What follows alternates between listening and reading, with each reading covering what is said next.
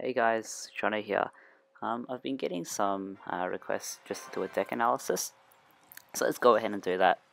The core component of this deck is the Valkyrie, the Hog Rider, and the Freeze Spell.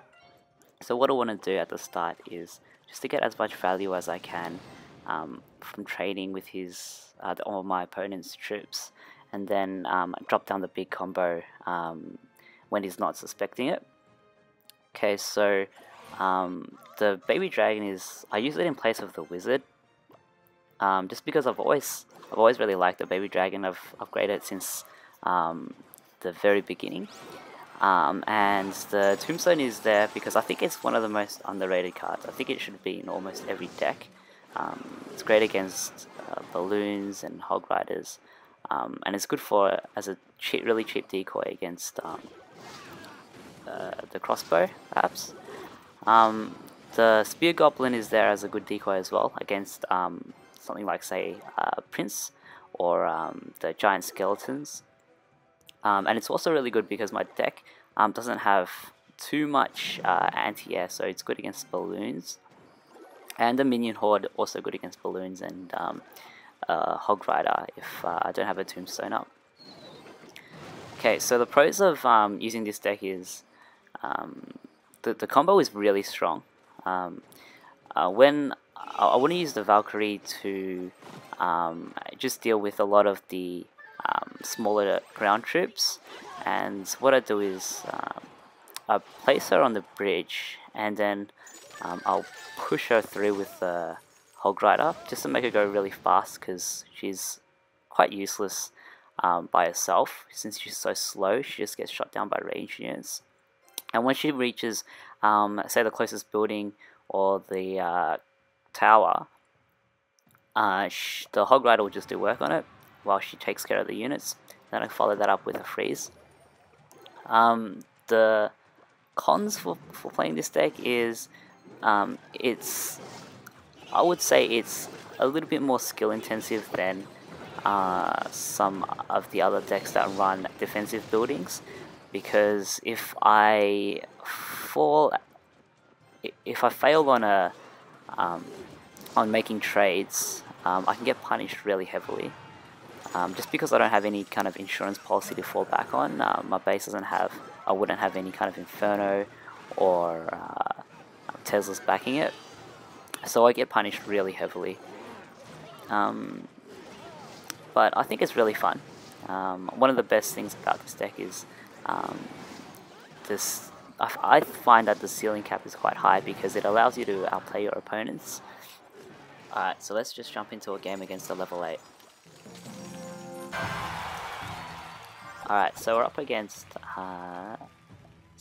this person from Warriors clan. Unfortunately, I can't pronounce his name. And I'm going to show you guys how to punish someone for making a misplay. So he drops a balloon at the start, which I know costs a significant amount of elixir, and I want to punish him and do as much damage to his tower as I can. So you see here, I follow up my spear goblins and minion hordes with my hog rider. Unfortunately, I don't have my freeze spell to follow that up with, and his skeletons can take care of that really easily. So and now I'm just kind of waiting for him to respond. I know his tower is really low, so I can kind of just do whatever I want at this point, and just kind of make a big push and just finish that off whenever I want to. But I still don't really know what he has. All I've seen him play is the balloon, and I see he's got an Inferno, so I am expecting a crossbow. So again, I'm just kind of feeling him out, not really sure what he has. So the best thing to do to fill him out is to use the spear goblins, I find, and it also helps me do just a little bit of damage to his Inferno tower. The best response I had to his barbarians right there was the dragons. I didn't really like my minion horde placement there. As you can see, I did get punished pretty hard by the wizard, but it's okay to make minor misplay because he did waste his arrows on that. We see here that his wizard is just struggling just to take care of my 2 tombstones. Okay, so I dropped the Valkyrie because I'm looking at just following through and finishing that tower off, because it's not in fireball range at the moment. I think my fireball is 200 and something damage to towers. So I just do want to take care of his Inferno Tower so I can make that push through. So I drop the hog there. Okay, so the best response here to his barbs is just to play the dragon, and he always responds to my dragon with his wizard. You see here, I actually get really lucky. He drops his hog, and I just cycle into my tombstone. And you see here, look how much damage his level 5 hog does to my tower. It's crazy. So he combos that with freeze. Yep. Okay, so Valkyrie's just doing work on his tombstone there. So again, all I need to do now is defend. I know he's just got the balloon and no crossbow, so I'm not too worried about having to commit to killing a crossbow. So I can play slow. And it's just 16 seconds left. And again, he has a balloon, and I have a perfect answer for that being the tombstone. So you see just how strong the tombstone is and just how highly I value it. If I didn't have it, I would easily have just lost this game. Yep. So there we go.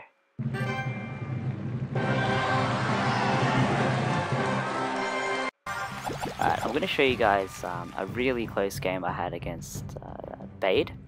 So he's a level 7, but his game sense is really good. He's a really good player.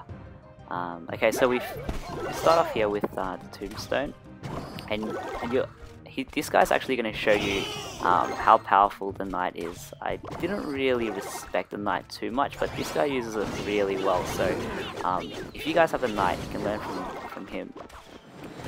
Okay, so I respond to his knight with my dragon, and a lot of people will respond to my dragon with a wizard, but I do drop my Valk down to take care of it.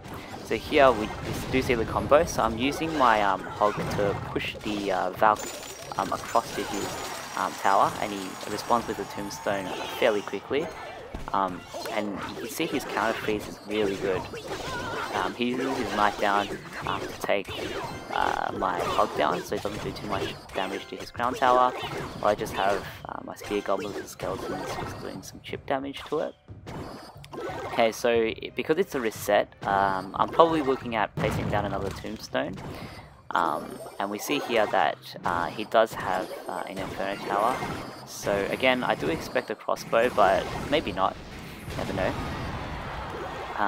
So we're just waiting. I do want to do a little bit of damage to both his Crown Tower and his Inferno, just in case I do decide to make a push.